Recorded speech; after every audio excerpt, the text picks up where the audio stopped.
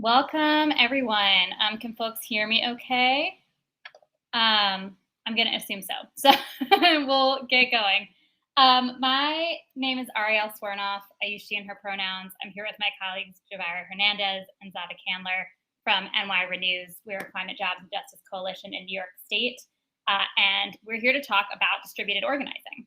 So I will go ahead and share my screen and we'll get going. Feel free also to introduce yourself in the chat. You can share your name, your pronouns, who you're with, anything that you're hoping to learn or are looking forward to in this session. So as I mentioned, distributed organizing, A to Z. We are New York Renews. I'm just going to talk for a minute about who we are, what we're doing. We are a climate jobs and justice coalition in New York State. We came together after the 2014 People's Climate March, which was at the time the largest climate mobilization in history. The folks who brought the march together wanted to take that energy that was in that mobilization and turn it into a policy agenda for New York State. So our founding member organizations, the People's Climate Movement New York, the New York City Environmental Justice Alliance, and Alliance for Greater New York, came together, and then they took this road trip across New York State, connecting with other organizations and communities. And while each community is different, had different things going on, it became really clear that the same principles of climate injustice kept showing up across New York State, from Brentwood to Buffalo, and cities, suburbs, and rural areas in between. Our coalition kept growing in size and power, and now we have nearly 300 member organizations and 20 groups on our steering committee. After years of conversations and listening sessions, our coalition developed a climate justice policy agenda for New York State. So that included reducing our greenhouse gas emissions and transitioning to a 100% renewable economy, investing money and resources into communities most impacted by the climate crisis, pollutions, and centuries of environmental degradation, and making sure that frontline communities, namely Black, Brown, and low-income communities, are the ones making decisions about their future. Ensuring that green jobs are good jobs, they're union jobs, and have good wages and offer workers dignified working conditions. And finally, making polluters pay for the damage that they've caused in our communities. So after several years of struggle in 2019, we won a really major victory. And that is we passed the Climate Leadership and Community Protection Act. At the time, it was the strongest ever state level piece of climate legislation. And it was really a very big deal for us and for the people of New York State. So it puts New York on a path to a 100% net zero economy by 2050, requires a minimum of 40% of all state climate and energy funding goes to frontline communities. And we've seen elements of this policy copied in other states and cities, right? We see it even in the Biden environmental justice agenda. And that's because of this grassroots and distributed work that we have been doing in New York State. To win, we needed everyone, right? We couldn't be totally centralized. Our power would have been too limited. Instead, we needed all of our members to be playing to their strengths and to their unique knowledge about the communities that they're working in throughout New York State. Distributed organizing was a really key part of our success, and that's what we're here to talk to you about today. So just to really quickly go over the goals for our time together. First, we want folks to walk away from this next 55 minutes with an understanding of the power of distributed organizing. Second, an understanding of the fundamental building blocks of a successful distributed campaign. We have a packet for you of templates, toolkits, and other materials and models that we've used that you should feel welcome to adapt in your work. And finally, we hope that you walk away from this with real confidence in your ability to use distributed organizing in your own efforts and campaigns. So we'll really quickly introduce ourselves, and then I'll pass it off to my colleague Zava.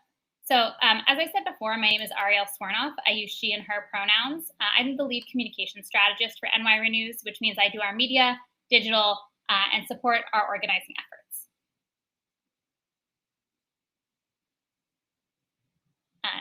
And Gio, if you want to go ahead and introduce yourself as well. What's up, everybody? I'm Javira Hernandez. I go by Gio. I use she, her, and I am the lead coalition organizer along with Zava. I am born and raised in the South Bronx and reside in Buffalo, New York, which is Haudenosaunee occupied land. And I will pass it to my colleague Zava. Thank you, Gio and Ariel. I'm the other lead coalition organizer. My name is Zava Candler. I use he, him pronouns. I am on occupied Lenape land, commonly known as Brooklyn. So to kick it off, we are going to start with a story. So it was spring 2021, and the New York State legislature session was really starting to ramp up. And with it, it was our chance as New Yorker News to pass the nation's most powerful and progressive climate justice bill to follow up on the CLCPA.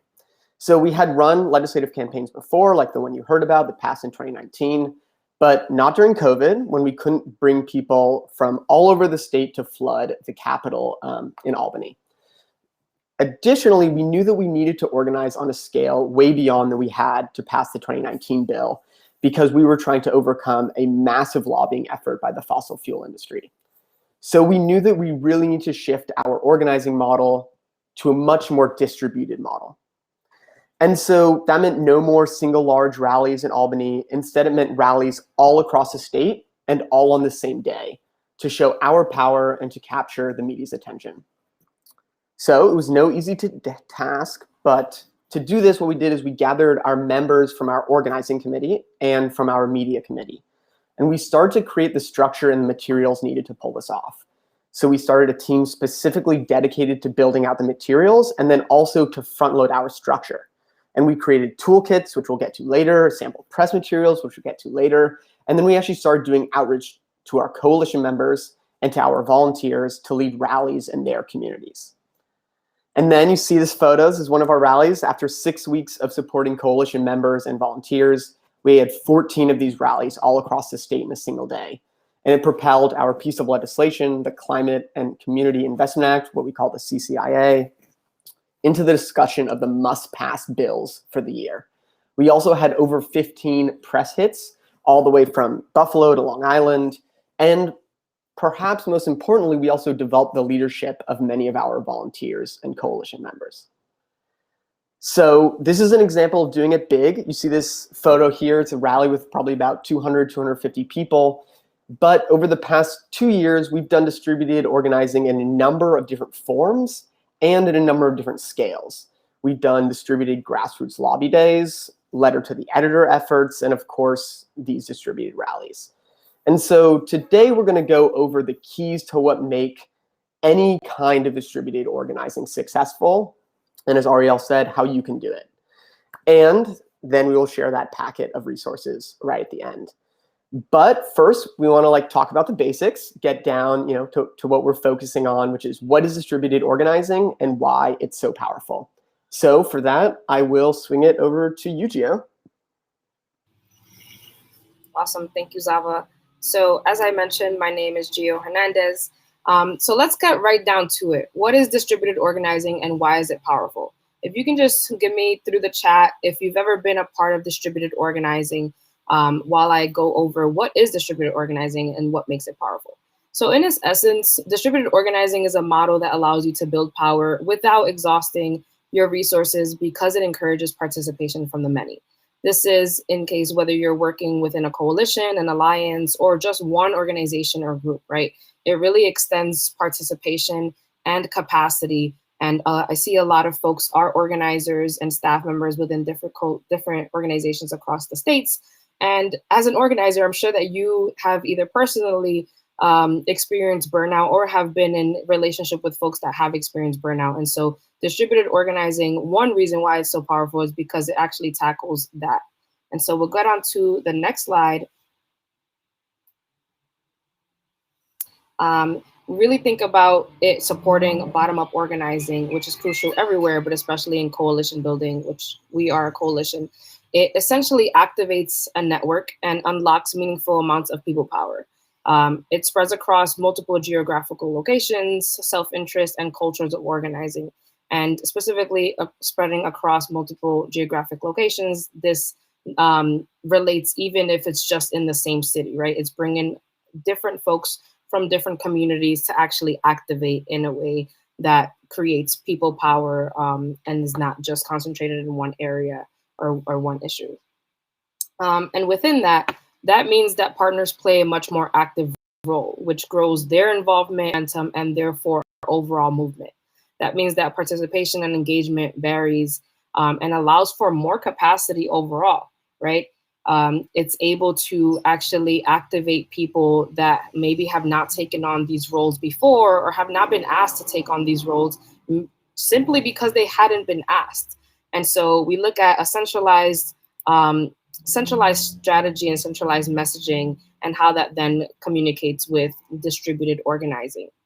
So if we go to the next slide, this is something that's really, really important whenever you're thinking through distributed organizing, right? Because we want to have something that is concrete and some things within the organizing effort that appeals to everybody. And so centralized strategy and messaging is really important while giving folks the autonomy to have decentralized organizing and implementation. And this is also important to note the basic tension of letting go of control of the specific details within planning, but also gaining a lot more autonomy and scale for what we're doing collectively together when doing distributed organizing. And then when we talk about power, right, we think about organized people and organized money. It wasn't because of an anomaly. It was really because of organized people and organized money that we were able to pass the nation's most ambitious climate legislation in the nation. And so that is what has gotten us to this point, and what we've used in scaling up more and more to then become now a coalition across the state that is 295 different groups and organizations deep. And so thinking about some of the ways that this is super powerful and how we can do this, right? This specifically allows for large scale organizing efforts and amplifying efforts, no matter how small or big they are in their own region or their own small locality. It directs lots of smaller pockets of power into collective power, right? It also gets people to feel deeply engaged, deeply valued, and actively shaping the outcome. We are most often self-interested when our experiences and our input is valued enough to be actually in the planning process and then the outcome of that. And it respects in itself and asks for people's lived and learned experiences, regardless of where you're coming from or what you've learned, right? Both in your advocacy as well as in your lived experience, and being able to turn that into collective power. I have a saying of from pain to protest to power, right? Being able to actually bring in the lived experience and the learned experience and putting that into a collective effort is really important. And so that gets to local expertise and competence. Building on relationship, landscape, tactics, who's who, narrative is really, really important and will only be known in the like small pockets of communities and relationships within that locality.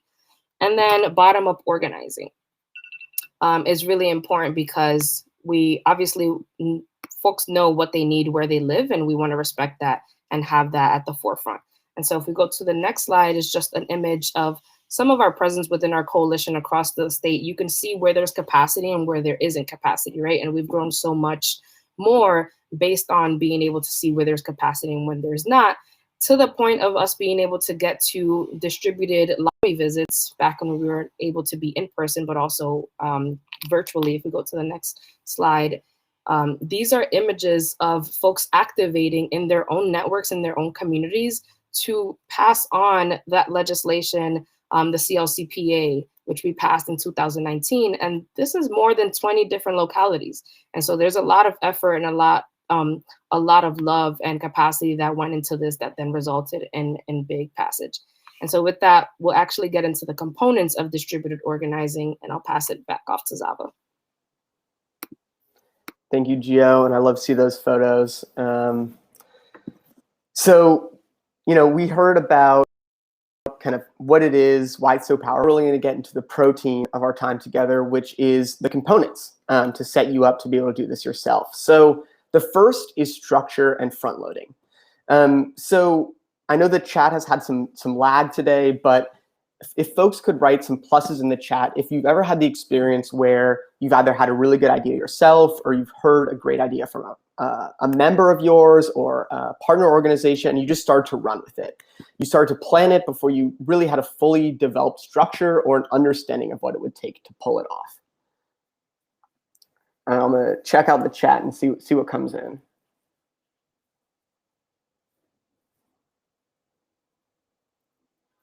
Definitely seen some pluses. I know this is something I've done dozens of times. But the first thing I really want to stress about distributed organizing is that it's even more critical than normal that you front load the structure and the infrastructure, such as materials, to make sure that your distributed organizing effort is a success. So with that, we are going to actually dive into some of the steps themselves. So the first thing is to get clear about your goal.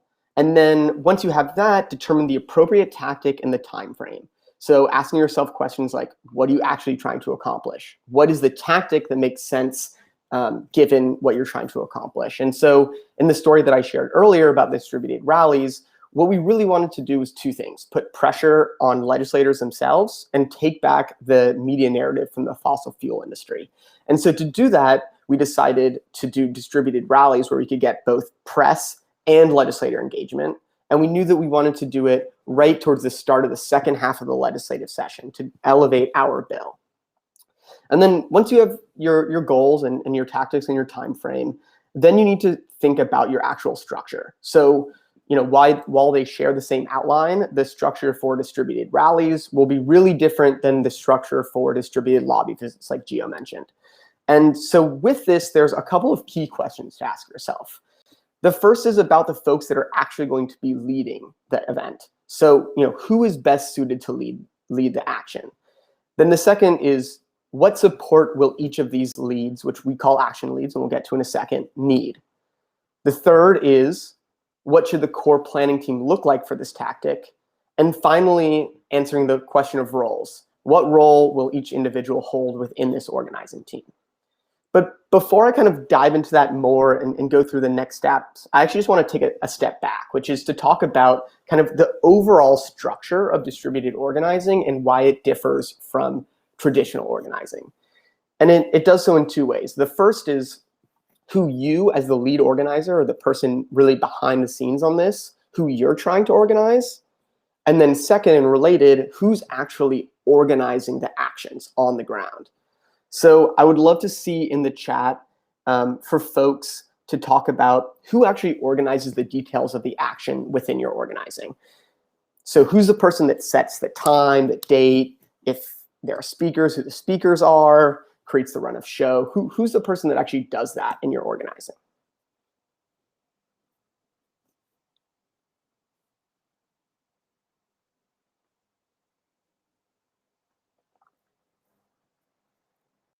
So I'm looking to the chat now.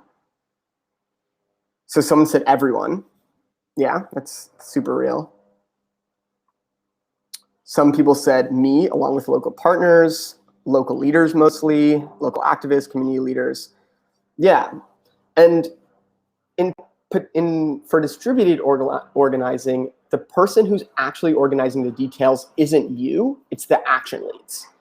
And so the best way to kind of explain that, I found, is in these concentric circles. So in distributed organizing, you're really focusing your time as the person in the middle of these circles on organizing the central planning team and the action leads. And the action leads then are the ones that are organizing the public and their members. And so instead of you really focusing on the details of the events, you're just trying to create the structure and the roles to allow these action leads to thrive. So to go back then to the steps, once you front load what that structure actually is, you want to create this planning team. And sometimes you actually don't need a planning team. We find that they're really helpful when your actions are more complex. But sometimes your actions are really straightforward and you can kind of just set up the infrastructure yourself and you can communicate with all the action leads yourself. And then it's unnecessary work. But we found that it's really helpful to create a central planning team to help, in particular, with coordinating with the action leads, which takes a lot more time than you would think. So, for example, we often create a planning team that includes members of our organizing committee. There's already a really active body to help spread out some of the labor and to focus on internal leadership development. So once you have your planning team set up, you've got your goals down, you know what the structure that you want to have is, that's really when you turn to the action leads. And the action leads are the people who are bottom lining these actions, and they're also the people who are your point of contact.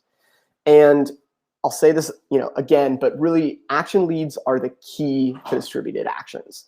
And they're often either super volunteers or leaders, or in our case, they're often staff at our coalition members.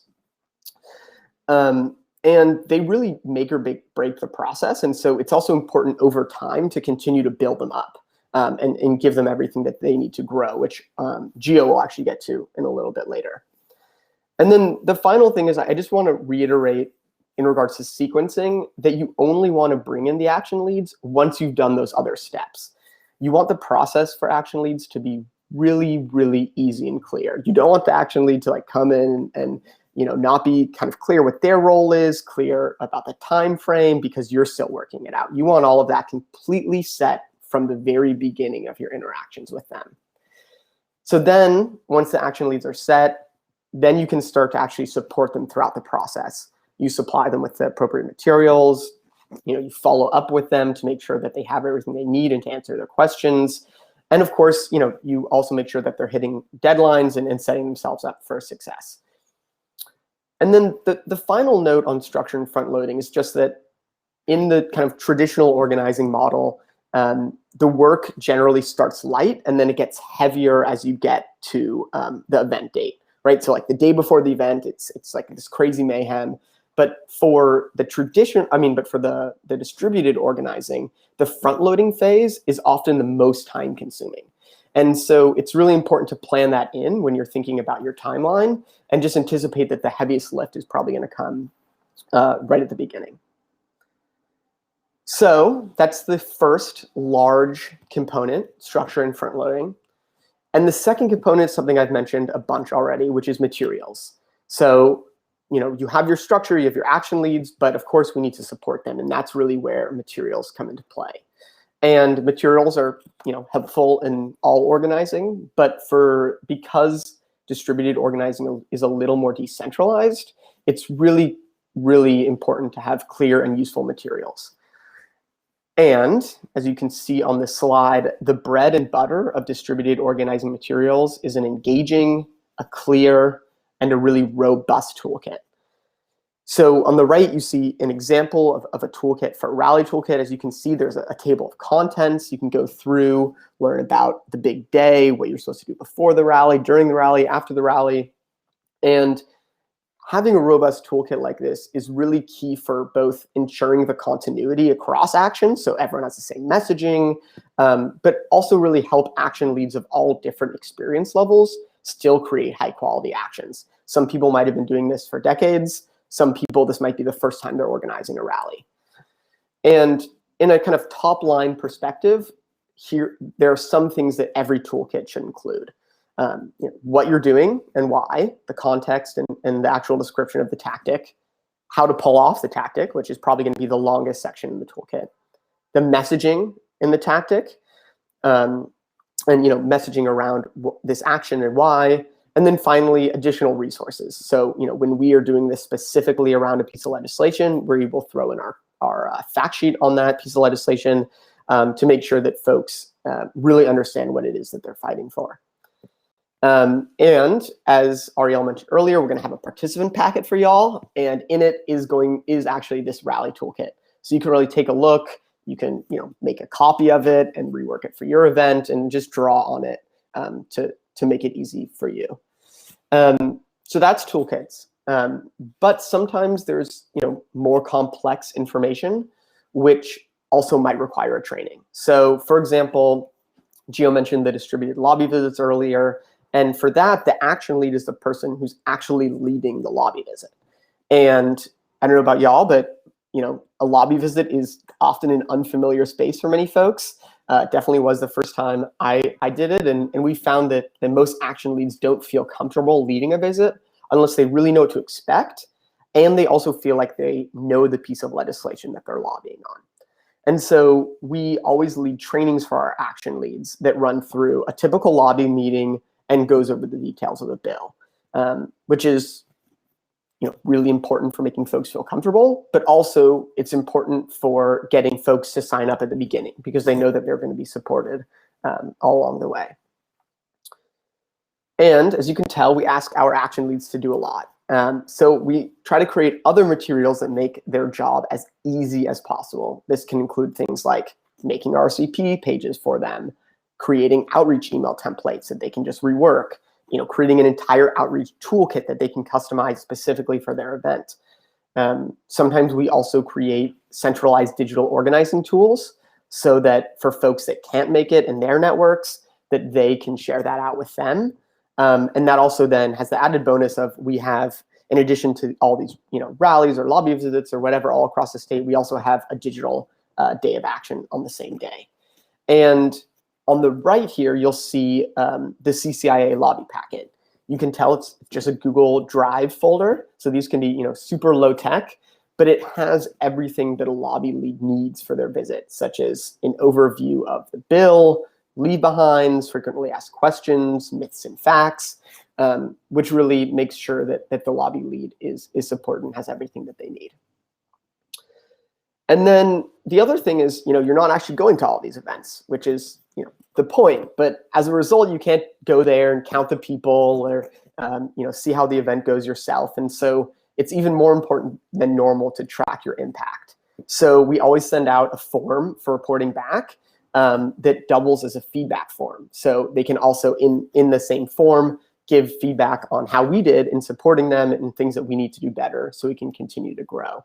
So here you'll see a Grassroots lobby notes form from this February, which asks questions like, who is the legislator, how they respond, if they had any specific questions that our policy staff would need to follow up on, and other helpful information for us to track, like the size of the visit, who in the office they met, etc. So there's also an entire other section of materials that's incredibly important, which is the distributed media resources. But that's a much larger topic and one that my colleague Ariel is an expert on.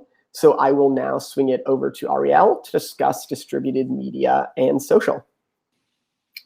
Thanks, Ava. And I see some really good questions in the chat, and we'll get to Q&A at the end, but also there's a ton of knowledge in this Zoom room, as it were. There's a lot of organizers in here who might be having the same problem. So if you have answers to any of these questions or you have tactics that have worked for you, feel free to just drop in the chat and share, and we can have a real conversation because we're always learning too. So yeah, I'm here to talk about distributed media and social media.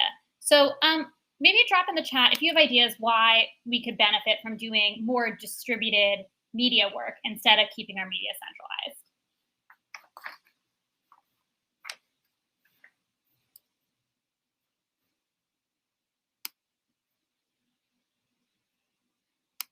So there's a few reasons why we include earned and social media in our distributed organizing work, right? Creates more visibility, absolutely. It multiplies and amplifies our efforts. And this includes getting placements in places that your centralized team might not actually have the capacity or ability to get placements in. So one example, right, is, if you have one communications person on your staff or a centralized communications team, they might not be reaching out to sort of the hyper-local papers, the weekly thing that gets printed out every week and it gets stuck in the bag at the liquor store on Friday. And while you might not have centralized capacity to outreach to them, decision makers, lawmakers, policymakers, they all read those outlets, right? And so getting in placements, getting those local placements are hugely important. I see some other stuff in the chat, right? Creates community, less barriers to visibility, helps fight disinformation, lets local leaders and action leads reach out to their specific communities personally. Absolutely, right? Like, I'm not the right person to be talking to the media in Ithaca from my apartment in Brooklyn. And instead, our Ithaca people should be the ones doing that.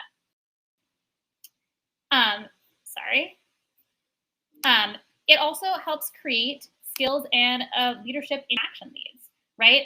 One of the huge, and I see this in the chat, it lifts up the leads as well. One of the huge benefits of distributed organizing is in leadership development and building up the skills of our members. And this is a really important skill that folks have and that is sometimes scary to people. Finally, it ensures strong and consistent tone and messaging across your actions, right? So this is about the front loading, creating the strong structure, creating the shared talking points, shared messaging that you get to reach out to a broad audience. When you're thinking about distributed organizing, or if you maybe haven't done distributed organizing in your organization or campaign before, I do want to say this is a place where people do get kind of caught up, right? People have a hard time letting go often when it comes to media, right? To have a volunteer leader or somebody who's maybe not trained, who's not an executive director, be the one speaking to the press. That is something that sometimes people can feel like organizational leadership can feel uncomfortable with. So if you are considering doing a distributed action for the first time, really just take a minute and figure out, is this something that your organization can handle? I also just want to say media can feel like really scary and different, even for experienced organizers. And maybe you can put in the chat 1 through 3 if you're like, if you feel like, oh yeah, I can reach out to reporters all the time. It's not a big deal. I can talk to the press. 3, if you're like, can't do it. Really scary. But I just want to say, you can do this and your action leads can do this. If you can make a hard ask of a person, you can make a hard ask of a reporter. So that's just sort of what I want to say, like meta about that, before getting into the sort of bread and butter of this, right? You could do it. I believe in you. So strong distributed media requires the same things as strong distributed organizing, right? Strong structure, strong front loading, materials, and trainings. So here's what you'll need. And all of this is going to also be in our participant packet. First is a strong press release, template press release and advisory. So here's an example of a press release template that we used for a Faith Day of Action, where we had about a dozen faith events with communities across the state. I found that it's most useful to have both a template like this, where that's like, here's where you should put your headline, here's where you should put your information, as well as an example, so people sort of know what they're trying to do. The second thing that you can have that will help is a local press list. So this is also a place where people have a hard time letting go. People get very proprietary about their press list, and I get it. It takes a ton of work to build a good one. But it also actually can help you by sharing your local press lists, because then your action leads can help you maintain it as they continue to do actions and grow in their leadership in their areas. So as you can see, we keep a local press list for a variety of communities and regions around New York State that we share with our action leads when they're doing events. Talking points and core messaging, right? So this is, again, just helping to maintain a strong and consistent message throughout. And there's also, even if you feel that people should be sharing their own personal stories, their own lived and learned experiences, their own kind of unique community needs, providing people with talking points helps give people a structure to fall back on and makes them feel supported, even if they might end up using more of their own personal story than talking points that you share. The next is a toolkit or training on media, right? So a media training or media toolkit that we'll share in the participant packet, depending on the sort of experience of your action leads. We find it's also can be really helpful to include this in a training as well, particularly if media is new to people, and make it part of your action leads training. And then a social and outreach toolkit, right? So we use Canva or other, if there's other things that you like, but I like Canva because you can go into it with a free account and use a template in there to make your own graphics to create, again, like template graphics for our members. So it's, we're doing rallies. We have a rally template, and our Buffalo leads create their own, and our Rochester leads create their own, and so on, as well as sample social media posts, sample email outreach, text, and so on. So those are the sort of core material components. The sort of final core component of strong distributed media and social media is over communication. So you should just expect to be talking to your action leads a lot. particularly if your action leads are newer. As I've said, media is a place where people get a little bit nervous. And also, so much media happens rapidly or at the last minute. It's important to be in consistent communication and to communicate your expectations and timelines really clearly, right? So when people should expect to receive materials from you, when people should be expecting to do their reporter outreach, and it's just important to be encouraging and to consistently check on people. As Zava said as well, in terms of getting feedback from your action leads, you're not going to be at every action. You won't know what press was there. So you want to make sure you also have clear lines of feedback to capture, share out, and then amplify any amazing media that your action leads garner, right? You get a good story in a paper that you wouldn't have been able to pitch on yourself. It should go on your social, and we should, multiply the reach, multiply the power that we're building. The last thing I'll say about reporter outreach is if you can make a hard ask of a person, you can make a hard ask of one of your members, if you can make a hard ask of one of your friends, and you can say, my neighbor, I want you to come to this rally. It's about an issue that impacts our community. You can do the same thing with a reporter. It's not that different. I think that often our sort of comms and organizing teams at our organizations or in our movements can get a little bifurcated. And I just want to say that they're really, they marry well together. It's a very similar skill set. So I believe that your action leads can handle it.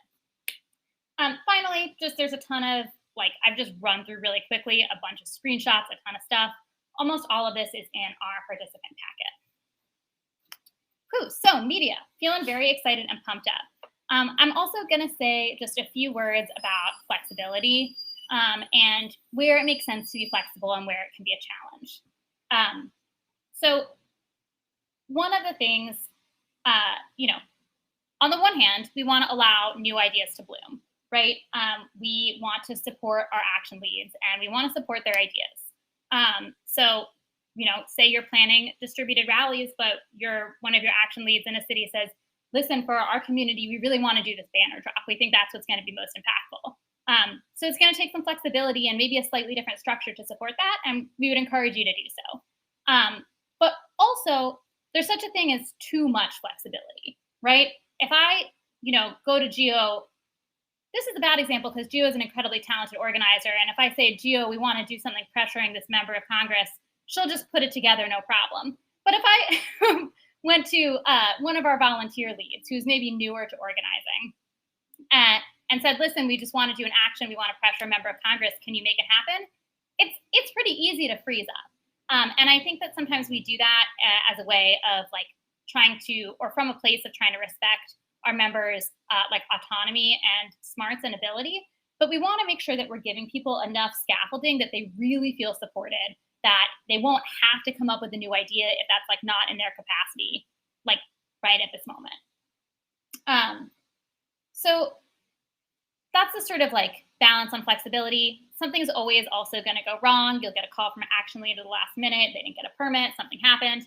That's okay. That might happen slightly more than in a sort of traditional organizing model, but even in a traditional organizing model, something goes wrong all the time.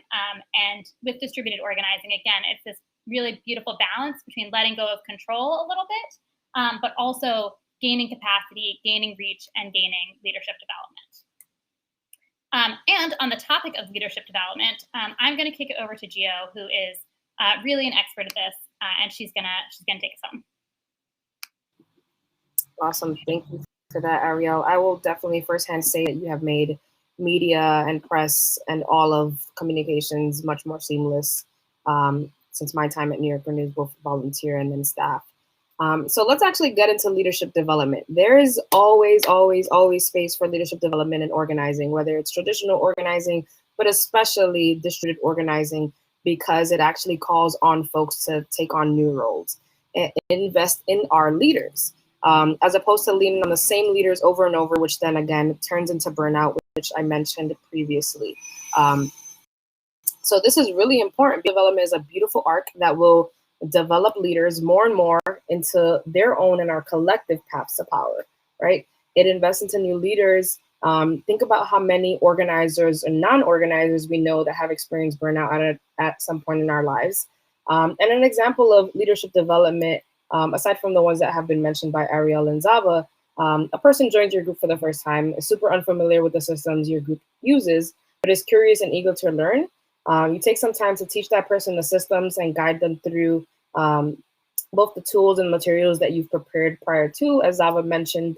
And then that person actually is invested in taking the risk to learn and implement them, right? And before you know it, they can be leading the next effort. And I think that this point of leadership development is also really crucial to the first question that we got in the chat that we'll get into in a couple of minutes.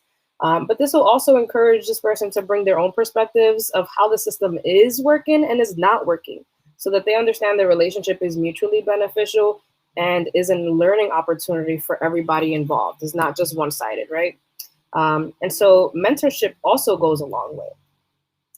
It allows people to feel validated in the learning process and that it's okay to make mistakes to get it right. We don't want to perpetuate a system that is based on perfectionism and supremacy and all the different things that we're actually tackling to eradicate. And so being able to be flexible while also Ariel's point of not too flexible in really articulating clear expectations and roles is really, really important. And so that gets us back to action leads.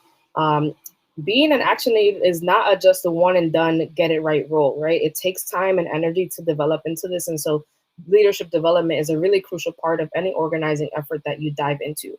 And specifically with action leads, you have to have that clear expectation for each role and individual.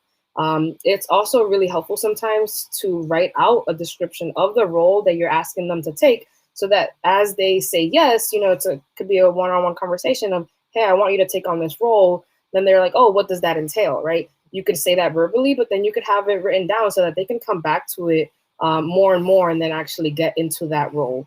And specifically, someone with a clear role can then become an owner for the project for the following time, as long as you provide them with all of the material, structure, and mentorship. And we have some really bomb-ass leaders within our coalition that are really leading this way. I actually just had our next effort for grassroots lobbying. We had our first planning call this morning, and seeing one of our leaders that was like so anti-systems, but her brain just naturally works in systems. And so she's taken on so much leadership to the point where now she's able to own this effort, and I can manage her and be able to feel comfortable in that. And so there's also an emphasis on frequent communication. Ariel touched on this. This is super, super important, especially as folks are coming into their role as a new person taking on this role. The more and more they take on the role, the less you'll have to check in on them and do that like frequent communication and frequent checking in. But that's also why it's super important to dedicate staff and resources to helping your volunteers build skills and grow and succeed, right? This won't happen overnight. And this is a continual thread that happens regardless of if you're doing a specific organizing effort that has like a set deliverable. For example, as we've mentioned, distributed actions or distributed lobby visits. This leadership development is at the core of a lot of organizing, and it should be. And I really ask of you to really reflect within your own organizings. Where have you seen leadership development put on you, emphasized on you, and where do you see it lacking, right? That's a really good point of reflection. And specifically in terms of the action leads, it flows super nicely because they can actually take on the feedback that they've gotten and then be able to replicate that level of feedback of what works and what doesn't onto the leaders that they then create.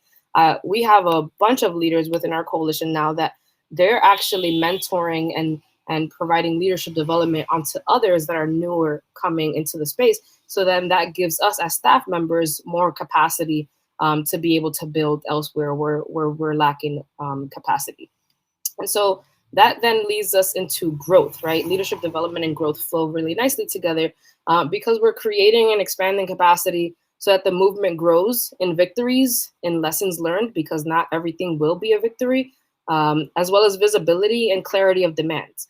And a lot of these specific points in victories, lessons learned, visibility, and clarity of demands are all within what we've shared so far, right? And the materials and the toolkits that Zava led us through, as well as the media and press, right? We want to make sure that all of our leaders and everybody on the outside is able to identify what it is that we're doing, why we're doing it, and how they can get involved in that way. So I do want to ask, what are some other reasons for wanting growth within your own organizations, within your own campaigns or efforts? And I'll be looking out in the chat to see what folks share. But thinking about growth more, distributed organizing really gives us an opportunity to much more rapidly grow than traditional top-down organizing, because activation of distributed groups draws on existing local resources. Again, I had mentioned earlier, people know what they need where they live. And so therefore they have these set of networks already within their own local region that they can then further activate. And then that becomes like a beautiful, like bottom up organizing. And I have a simple, but yet beautifully amazing and accurate image at the end of this.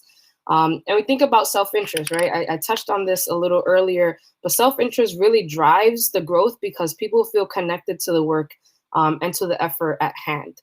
And that also makes them feel personally connected as well as professionally connected, right?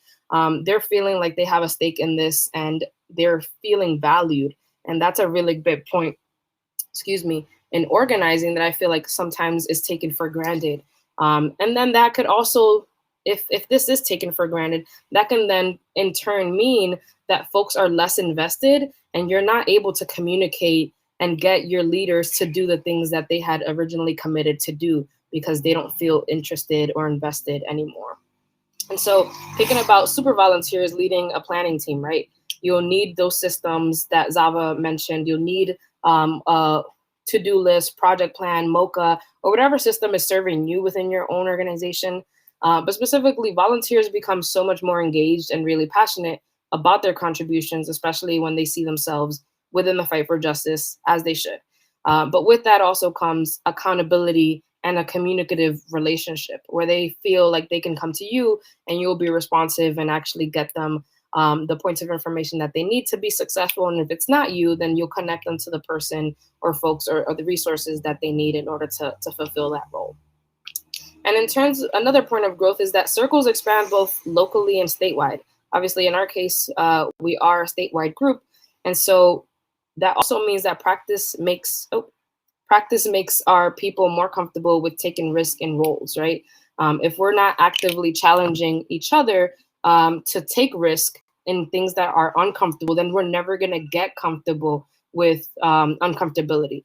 We think about the point of growth is leaving your comfort zone to try something new. And then therefore you can decide whether that uncomfortability has served you as a point of growth or if that wasn't a point of growth, and you can move from there, but you will never get to that growth unless you feel uncomfortable. And that gets us to how you can do this, right? But I want to show you this small diagram because this really also accentuates our distributed organizing and the impact that folks have as organizers. We're all connected to a network of different folks, both in our personal lives and our professional lives. And it's time that we really activate that so that we're not as burnt out or our capacity is not at such high capacity, right? We're always, as organizers, saying, oh, we're at capacity. And it's like, we have so much capacity within our networks. It's just a method of activating those networks so that we can reach the capacity that we need in order to win big. And so with that, I'll pass it to Zava to really get us into how you can do this. Thank you, Gio. You truly are the queen of leadership development, so it's great to hear it straight from you. So we just talked about the components for the past 30 minutes. And if that was the protein of this meal, then we are getting into dessert, which is that we actually do have a participant packet for you. It includes, the rally toolkit example we saw, a project plan for what it would be like for you to run a distributed rallies event, sample press release, a toolkit on how to do distributed press, and more. And we are going to drop it in the chat, but also for those of you just listening, it's bit.ly/distributed-organizing-packet with capitals for the D, O, and P, so bit.ly/distributed organizing packet. And the other thing is, like, obviously we did not invent distributed organizing. And when we were creating our program, we learned a lot from the organizers that came before us and a lot of different resources. And one of the ones that I particularly really love is from Mobilizations Lab. And so the second bit.ly, which is bit.ly/distributed -organizing -longer-guide, is the link to the Mobilization Lab guide, which I highly encourage you to check out. So we are going to go into Q&A, but before that, I just want to share this Baby Yoda meme with you, because you really can do this, whether you do it on a large scale or a small scale. The more you do it, the more powerful it becomes, because of that leadership development, but also the more easy it becomes, because you can just reuse your infrastructure, just tweak your toolkits a little bit, and make the entire process smoother and take less work. So with that, we harvested some of the chats from the questions from the chat, and then we can also take more questions in the Q&A, and I'll turn it over to Gio to facilitate that section. Awesome, thank you, Zava. So the first question we got in the chat a couple of minutes ago was, we recently did a mobilization for August recess, and I had a few toolkits like this, but when we held office hours for our action leads, our event hosts, we realized folks hadn't actually opened the toolkits until we went through the toolkits with them in office hour call later with them. Any suggestions? I think, Zava, if you answer this would be really awesome. And this question is from Martin.